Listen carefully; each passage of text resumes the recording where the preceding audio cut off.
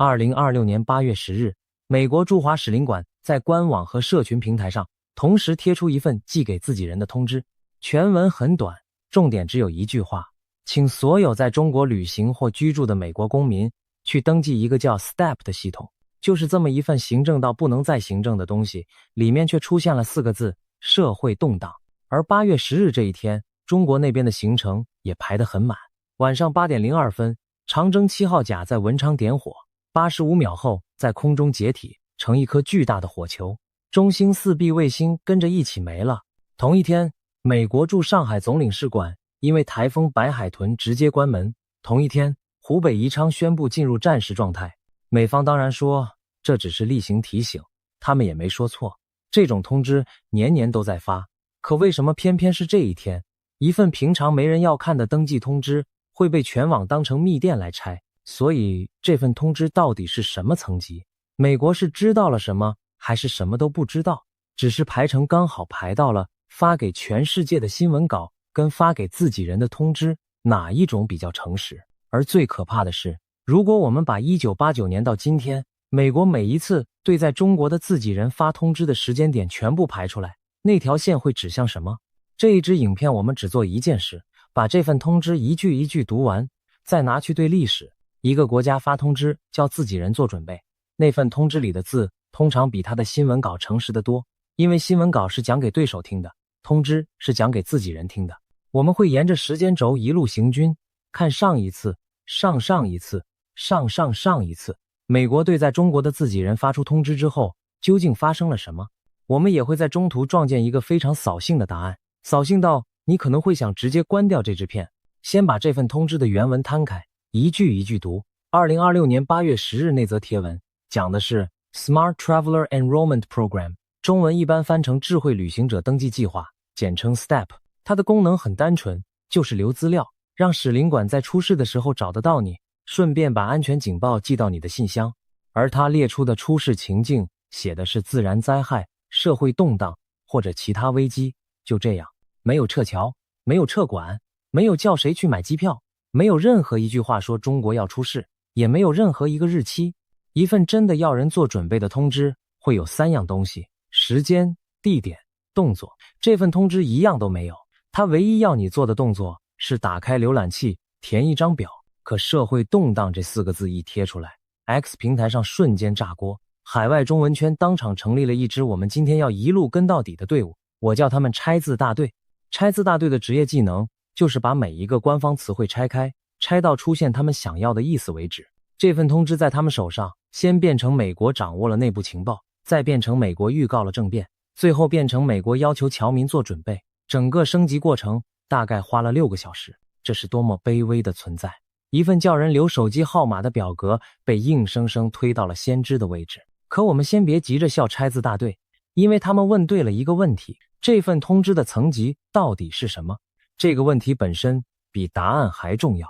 而且拆字大隊不是這一周才開工的，這是一支資歷很深的老牌部隊。只要美方的領事公告改版，只要官員在記者會上換了個講法，他們就能開一集。上一次、上上一次、上上上一次，套路都一樣。先找一個看起來很重的詞，再把當周所有壞消息綁上去，最後宣告倒數計時開始。差別只在於這一次他們的素材特別好，因為這一次天上真的有一顆火球。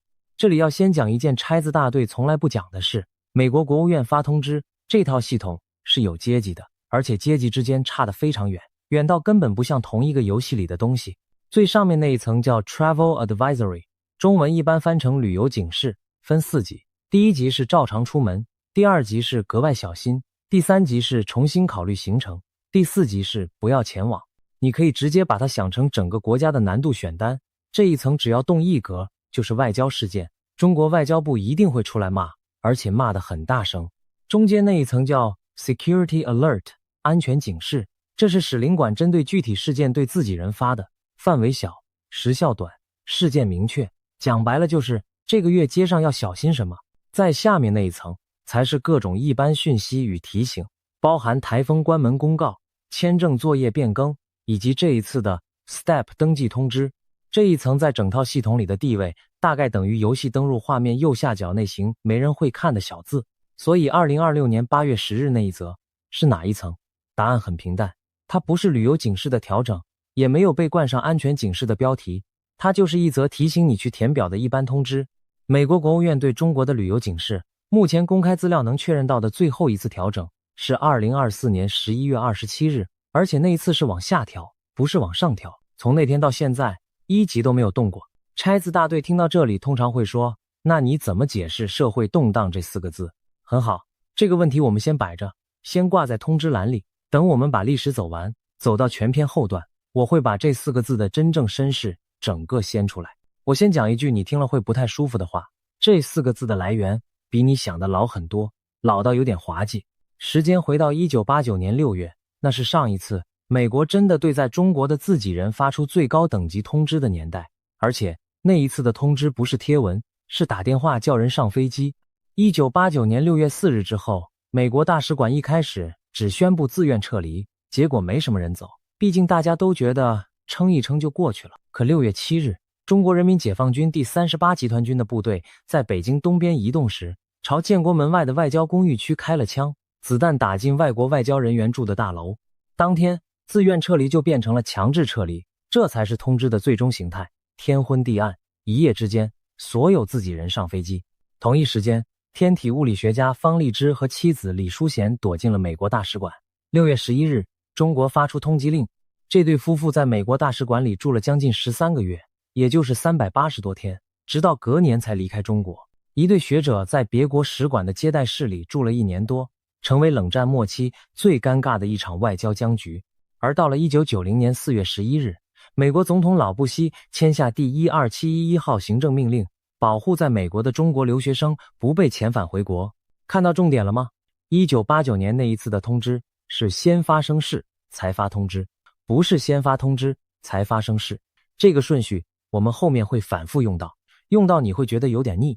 而且那一次的通知長什麼樣，跟今天完全不是一回事。上一次是包機，是清點人數，是把家屬先送出去，是使館內部把不必要的文件燒掉。通知不是貼在網站上，等你自己去看，是有人打電話到你家，告訴你幾點在哪裡集合，那才是真的在叫自己人做準備。從此天昏地暗，數夜無眠，一整代在中國的外國僑民從此改變了對這個地方的認知。再看看2026年8月10日這一份，它的最強動作是什麼？是請你填一張表。這兩者之間的落差大到可以直接當笑話講，可是拆字大隊真的把它们放在同一句話裡講了。時間來到2011年2月，中國那年出現了所謂茉莉花活動，網絡上有人號召每個周日到指定地點散步。2月20日的集會地點之一是北京王府井。那天，美國驻華大使洪博培本人出現在王府井現場，被民眾認出來，還被拍成影片傳上網。使館發言人事後說，大使一家人本來是要去天安門廣場，走到王府井純屬巧合。純屬巧合這4個字後來被中國網友嘲笑了整整10年。可我們今天要看的重點不是他去沒去，而是那一次美國使領館沒有對自己人發任何通知，沒有旅遊警示調整，沒有安全警示，一則都沒有。大使本人都親自到現場散步了，通知欄卻是空的。所以你發現了嗎？通知跟情勢的關係比拆字大隊想象的鬆散太多。有時候大使人都站在現場了，通知還是不發；有時候天下太平，罐頭通知照發不誤。對，我要開始叫它罐頭通知了。這是我們今天第2個要跟到底的角色。罐頭通知這個東西，你可以想成遊戲裡的每日簽到公告，內容永遠一樣，但總有玩家會在裡面找暗示。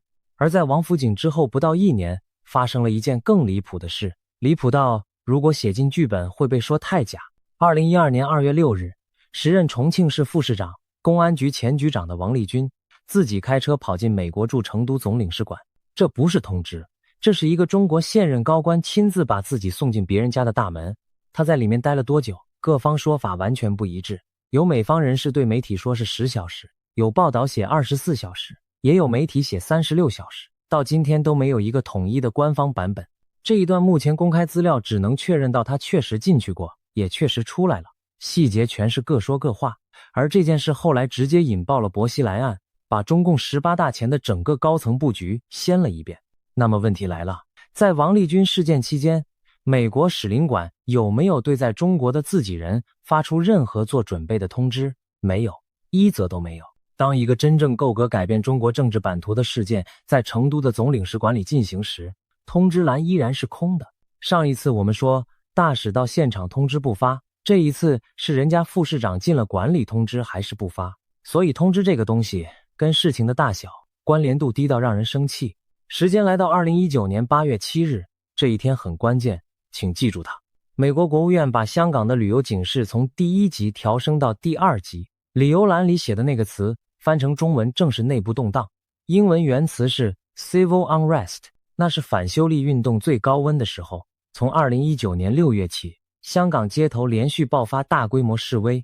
美國的警示文本裡寫得很白，多數參與者是和平的，但部分場合會轉為對抗甚至暴力衝突，並要求美國公民避開示威區域，保持低調，留意當地新聞。看清楚差別了嗎？香港那一次 civil unrest 這個詞是寫進正式的旅遊警示裡，而且伴隨等級調升。2026年8月10日，中國這一次社會動盪這個詞是寫在一則叫你去填表的罐頭通知裡，等級一動也沒動。這兩件事在拆字大队眼裡是同一件事，在文件層級上差了整整2個階。這就像有人把系統公告跟版本更新說明搞混了，一個是伺服器維護通知，一個是真的改了參數。而香港那一次之後發生了什麼？2019年下半年街頭持續升溫，2020年6月30日港区國安法通過。可是請注意，美國那次升級是在8月7日，而香港的大規模示威從6月就開始了，中間隔了整整2個月。也就是說，連當年那一次真正寫進正式警示的 civil unrest 都是等到街上燒了2個月之後才補上去的。美國的警示是跟在事情後面跑的，不是跑在前面。這一點我們待會兒還會再撞見，而且會撞很多次，撞到你開始懷疑這整套系統的存在意義。時間来到2020年1月，這一次通知終於跑到了事情前面，而且跑得非常快。1月23日，武漢封城。同一天，美國國務院把湖北省的旅游警示直接拉到第4級，不要前往。1月30日，整個中國都被拉到第4級，從第2級跳到第4級，中間跳過一整級。這在美國國務院的操作史上是很少見的動作。緊接着，美國安排包機把武漢總領事館的人員和部分公民接走，這才叫真正的通知，不是叫你填表，是叫你收行李。而且請注意時间差，武漢1月23日封城，美國同一天把湖北拉到最高級。這一次通知跟事情幾乎是同步的，甚至可以說是貼着跑。可即使是這樣，他還是沒有跑在前面。1月上旬，全世界都還在正常過日子的時候，美國使领館的通知欄裡也沒有任何東西。那時候如果有人去拆字，一樣什麼都拆不出來。所以我們得出一個很難听的結論，這個系統的偵測能力跟你我在新聞上看到的差不多，它只是反應比較快，動作比較大而已。它不是雷達，它是喇叭。所以我們可以做一個很簡單的對照。上一次美國真的認為中國要出事，它的動作是拉等級、發包機、關領館，而這一次它做了什麼？叫你留一組手機號碼。這中間的差距大概等於一個人跟你說我明天要移民，跟一個人跟你說我明天記得帶傘。時間來到2022年4月11日，上海封城最慘烈的那一周，中國單日通報連續5天超過2萬例。美國國務院把駐上海總領事館的自願撤離升級為強制撤離，非緊急政府人員與家屬全部撤出。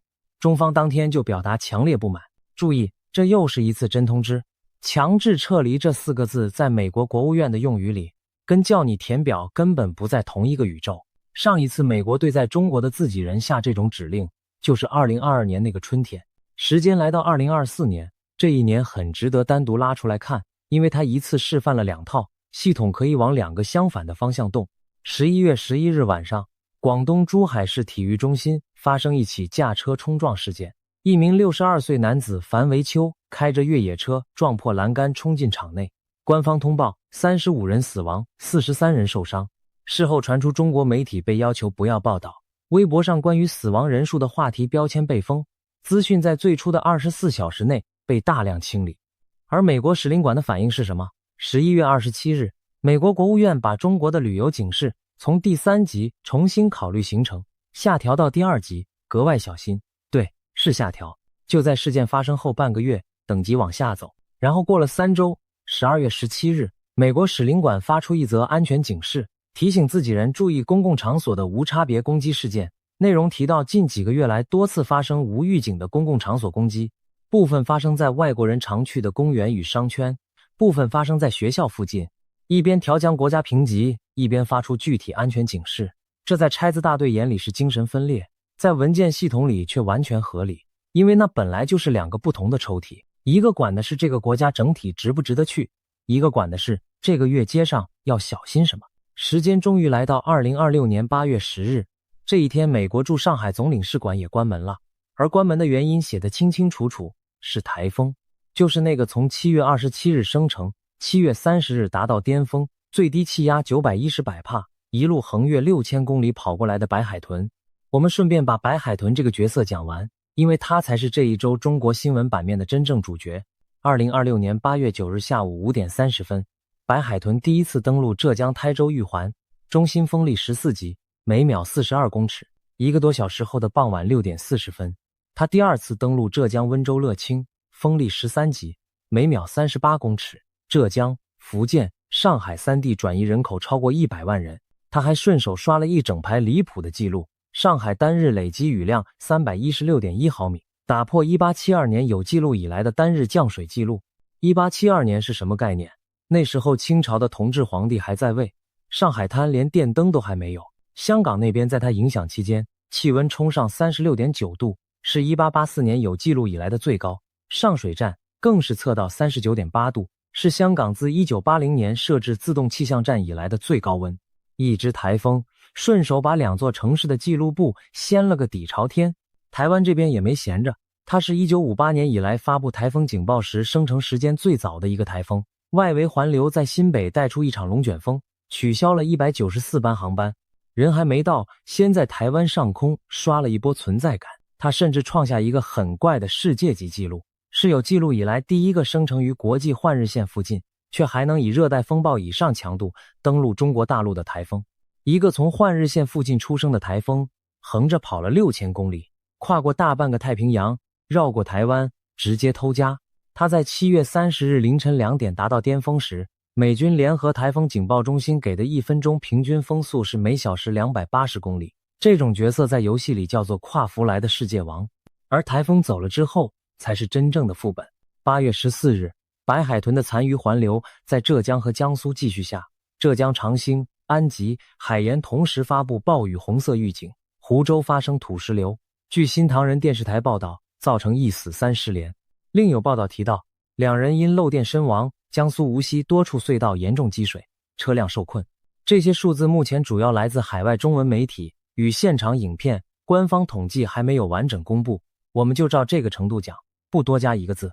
而且這一段的訊息落差非常明顯，中央氣象台8月10日的天氣公報裡，浙江、上海都掛着特大暴雨與地質災害的字樣，可是完整的傷亡統計到現在還沒有出來。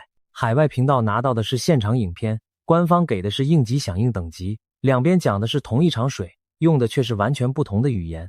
至於三峽，8月4日到6日暴雨期間開了13孔洩洪。8月10日，湖北宜昌宣布進入戰時狀態，停止線下課程。宜昌就在三峽大壩下游。這件事被海外媒體大做文章，說是怕潰壩。可我們必須誠實一點，戰時狀態這個詞在中國的防汛與防疫語境裡被用得非常腐爛，它更常見的意思是全員取消休假，幹部下沉一線，而不是水要來了。目前公開資料只能確認到宜昌確實發布了這個說法，至於背後是不是潰壩風險，沒有任何官方或工程數據可以支撐。誰敢拍胸脯保證？沒有，至少不是我。好，回到8月10日晚上8點02分，長征7號甲在文昌航天發射場點火，前面一切正常，飛到大約85秒，1、2級分離之前，艦體出現明顯異常，然後在空中解體，變成一顆非常漂亮也非常昂貴的火球。中星4B 衛星未能入軌，星艦俱損。這一發是這個型號自2020年3月16日首飛失利之後的第2次失敗。更慘的是，在這之前，長征7號甲已經連續16次高軌發射成功，16連勝，第17發炸了，所以我要送他一個綽號：高軌優等生。高軌優等生這個角色是全片最好懂的一個從來不出錯的資優生，在全班都在看的那一天，當着所有人的面把考卷寫爆，而且他爆的時間點剛好卡在美國那份通知貼出來的同一天。拆字大隊當然瘋了，他們認為這叫天象。先說清楚它載的是什麼。中星4B 屬於中國中星系列的地球同步軌道通信衛星，這一系列承擔的是廣播、電視、傳輸、政府與行業通信保障、應急通信這些任務，服務範圍涵蓋亞太以及全球多個地區。也就是說，這不是一顆拿來練手的小星，是扛正式的主力。星艦俱損4個字在航天圈裡是最重的一種說法，重到官方通報只敢寫發射任務失利，具體原因正在進一步分析排查。8個字把一整條產線好幾年的心血包成一句公文，連馬斯克都在社群平台上被港媒引用了一句：火箭真的很難。這句話從一個自己炸過一整排火箭的人嘴裡講出來，算是同行之間最高規格的安慰了。可是我們把高軌優等生放回他的成績單裡看，故事就變得沒那麼懸了。這是中國航天2026年以來的第4次入軌失敗，前3次分別是1月17日凌晨0時55分，長征3號乙發射實踐32號衛星失利，同一天中午12時08分，民營的谷神星2號失利，一天之內連摔2發，這種行程表誰受得了？第3次是4月，天龍3號失利。再看趨勢就更清楚了。根据港媒與台媒引用的公開統計，2024年中國發射68次，失敗2次，成功率大約 97.1%。2025年發射74次，失敗3次，大約 95.9%。到2026年，截至目前約56次軌道發射，52次成功，4次失敗，成功率掉到 92.86% 上下。換算成失利間隔，2024年大約每34發出現一次故障，2025年縮到約每25發，今年直接縮到約每14發就有1發掛掉。這條線一路往下滑，滑得比任何一段評論都誠實。為什麼會這樣？高密度發射。2026年上半年，中國航天發射規模創同期新高。公開統計顯示，上半年就完成大約44到48次發射，其中商業發射佔了60%以上。民營這一塊更慘，今年1月到4月只發了3次，1次成功，2次失敗。整個產業捲成這樣，品質管理跟不上，是很多航天觀察者共同的擔憂。所以高軌優等生這一炸，比起天象，更像是一個長期熬夜的資優生終於在期中考當場睡着。他不是被誰詛咒，他是被排程表壓垮的。一個系統只要把發射密度拉到極限，任何一個平常不會出現的參數偏移都會變成系統 BUG。這是工程問題，不是預言問題。可是拆字大隊不要工程問題，工程問題不好解，也做不出縮圖。他們要的是高軌優等生在美國發出通知的當天爆炸，這樣才能配上倒數計時的音樂。至於高軌優等生，今年的同班同學已經摔了3個，這件事就不必提了，提了就不夠懸。那損失多少？這裡有一個數字被傳得很兇，32億。我們必須把它講清楚，因為這是最容易被灌水的地方。公開財經報道能確認的是，中星4A 與中星4B 這2顆星合計的資本開支接近32億元人民幣，是中國衛通近年最重要的資本開支項目之一。也就是說，32億是2顆星的總賬，不是這一次炸掉的單次損失。中星4A 早在2024年8月22日就已經成功上天，現在好好的待在軌道上打醬油。至於這一次單次任務的綜合投入，網絡上流傳的15億到16億是自媒體推估，不是官方數字，我們就明講，那是推估。一顆炸掉的星能長出3種價碼，這件事本身就很有代表性。一查嚇一跳的地方在這裡，這一整周，凡是跟中國有關的數字，只要傳到第3手，就一定會被放大。這件事本身比火箭爆炸還值得注意。你在標題上看到的那個32億，走過2-3個轉載之後，就會從2顆星的總資本開支變成一次爆炸的現金損失，再變成一夜蒸發32億。中間沒有人說謊，只是每一手都少講了一個限定詞。這種傳話遊戲我們每天都在玩，玩到最後連自己都相信。所以與其去猜美國知道什麼，不如先確認自己手上的數字到底是第幾手，這才是這一周最實用的通關技巧。那麼中南海在做什麼？從2026年8月1日起，7名政治局常委集體從公開行程上消失，只有蔡奇在8月3日與北戴河會見專家。按慣例，這叫北戴河時間，我叫它靜音模式。多家海外媒體報道，今年的閉門討論圍繞2件事：一是21大的政治報告與人事布局，二是集中資源衝科技。同一時間，在地方兼職的幾位政治局委員反而動作頻繁。北京的尹力、上海的陳吉寧、天津的陳敏爾、重慶的袁家軍、廣東的黃坤明，在7月底到8月上旬都有公開活動。5個人在地方跑得滿場飛，7個人在海邊查無此人。這種落差當然夠拆字大隊做一整個月的節目。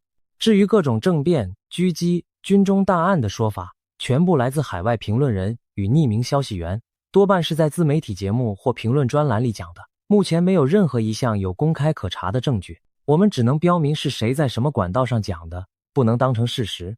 這是這一題材最容易翻車的地方，我們不翻。我知道這樣講很掃興，承認自己不知道，在這個題材裡是最不受歡迎的一種發言。可是靜音模式本身就是一個空盒子，你往裡面裝什麼，它就長什麼樣。有人裝政變，有人裝人事鬥爭，有人裝健康問題。而北戴河這個副本每年開一次，每年都有人宣稱破解了，每年8月底大家又照常上班。上一次是這樣，上上一次也是這樣，所以現在整張拼圖湊齊了。一邊是台風2次登陸，殘渦淹了2個省，三峽開閘，宜昌喊戰時狀態，高軌優等生炸成火球，中南海進入靜音模式。另一邊是美國使領館貼出一份罐頭通知，裡面剛好有社會動盪4個字。如果3選其一， A 是這份通知真的握有情報， B 是這份通知什麼都不知道，只是排程剛好貼到， C 是這份通知知道的事情跟中國無關，他擔心的其實是自己人的處境。你選誰？想都不用想，拆字大隊全選 A， 因為只有 A 有戲， B 太無聊， C 又太冷門。可是我們把這一周的事情一件一件排開，你會發現台風是7月底生成的，高軌優等生的問題是長期高密度發射累積下來的，北戴河的靜音模式是每年慣例。這3件事沒有一件需要情報才能預測，甚至沒有一件是8月才開始的。那份通知的貼出時間跟這3件事有沒有任何一條可以查證的因果線？沒有，一條都沒有。而正確答案，接下來這一段會讓 A 的支持者非常不爽。現在我們回頭處理那4個字，社會動盪的英文原文是 civil unrest。這個詞組不是2026年8月10日寫的，也不是為中國寫的，它是 STEP 這個登記系統從上線以來全球通用的說明文字的一部分。原句的結構是這樣的：登記之後，使領館可以在緊急狀況下聯絡到你，不管那是自然災害 civil unrest 還是家庭緊急事件。這一整串出現在美國國務院的 STEP 官方頁面上，出現在美國陸軍的官方宣導文章裡，出現在美國駐西班牙使館的頁面上，出現在美國各地大學給海外交換學生的行前資料裡，也出現在網絡檔案館所保存的多年前的 STEP 舊版頁面上。換句話說，那4個字是一段罐頭，它是罐頭通知的罐頭本體。同一句話，美國駐世界各國的使領館貼了不知道多少年，貼在西班牙，貼在泰國，貼在南美洲的小國，也貼在中国。它跟中国政局的關聯度大概等於保險單背面的條款跟你今天會不會出車禍的關聯度。所以那4個字是新寫的嗎？不是，老到不能再老。那他預告了什麼嗎？沒有，他什麼都沒預告。那為什麼偏偏這一次被拆得這麼徹底？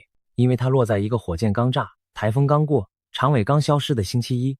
這就是這份通知最殘酷的地方，它本身沒有變，變的是我們。同一段罐頭文字貼在風平浪靜的月份，沒人點開，貼在這一周，它就變成密電。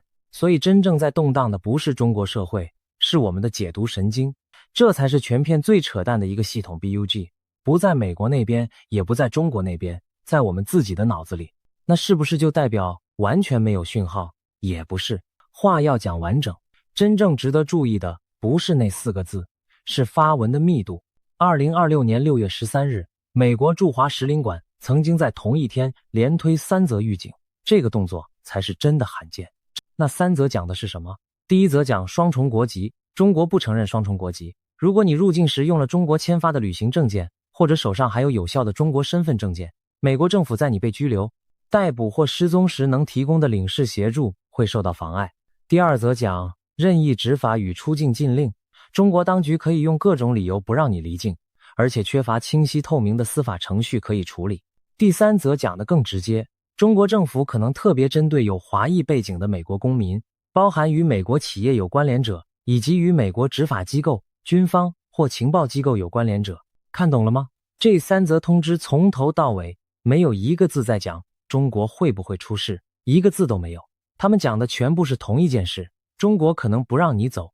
一份寄給自己人的通知，真正在提醒的從來不是別人家會不會亂，而是你自己能不能回家，這才是通知的本質。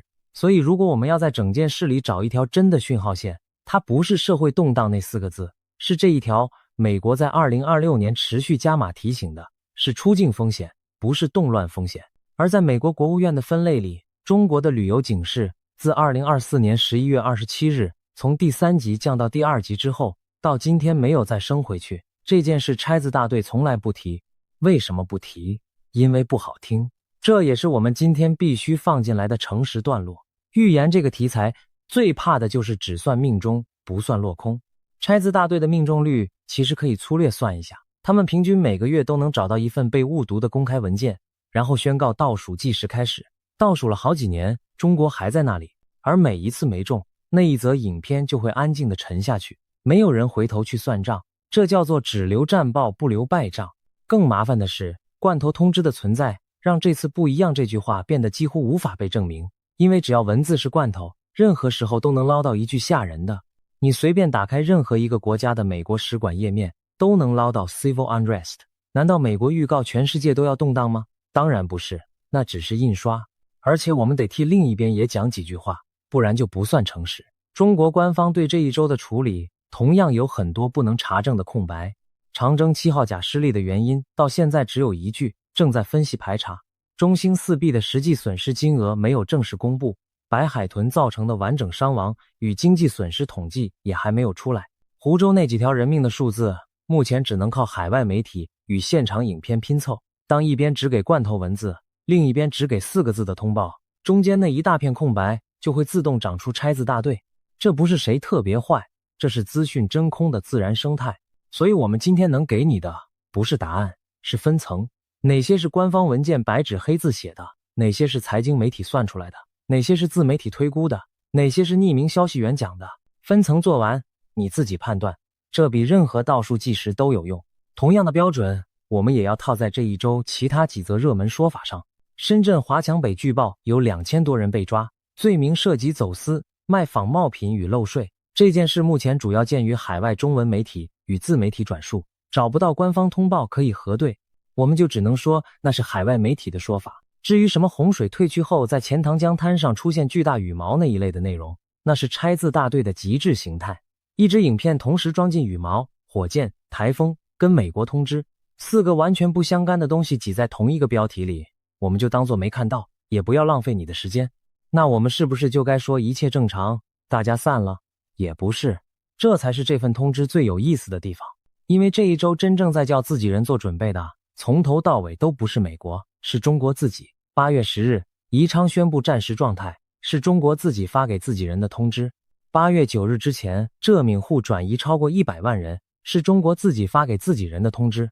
水利部門對湖北、山東、河北、河南啟動防汛4級應急響應，也是通知。三峽開13孔洩洪，還是通知。甚至連中國國務院關於出境入境管理的新規定都在今年9月15日起施行，這一份也是通知，只是它的收件人是14億自己人。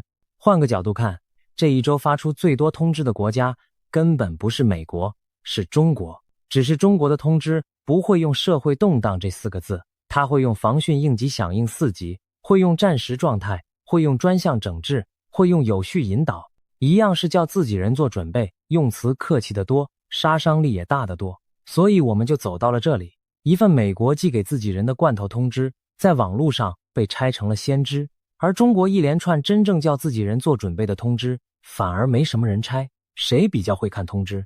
大家心裡有數。那我們自己該怎麼辦？如果現在要你替自己做準備，3選其一。A 是相信拆字大隊，把每一份文件都當密電，天天在群組裡渡劫。B 是相信新聞稿，反正官方說沒事就沒事，安心混吃等死。C 是自己去把原文讀一遍，看它到底是旅遊警示、安全警示，還是一張填表通知。你選誰？傻子才去選 A。可你也不要太快嘲笑選 A 的人，因為他們至少真的去讀了那份通知。選 B 的人連通知在哪都不知道，真正在打醬油的是 B。至於 C 很累，要查英文原文，要比對日期，要記得哪一集是哪一集，沒人這麼找虐吧？可偏偏只有 C 能通關。我們再把整條時間軸拉一次，你就會看到一個很冷的規律。1989年先開槍，才強制撤離。2011年大使親自到王府井，通知欄空白。2019年示威燒了2個月之後，警示才升到第2級。2020年武漢先封城，同一天等級才拉到第4級。2022年上海先封城，1周後才從自願撤離改成強制撤離。2024年11月11日晚上，珠海一名62歲男子樊維秋開越野車衝進市體育中心，官方通報35人死亡，43人受傷。而美國使領館那一則提醒公共場所無差別攻擊的安全警示，是1個多月後的12月17日才發。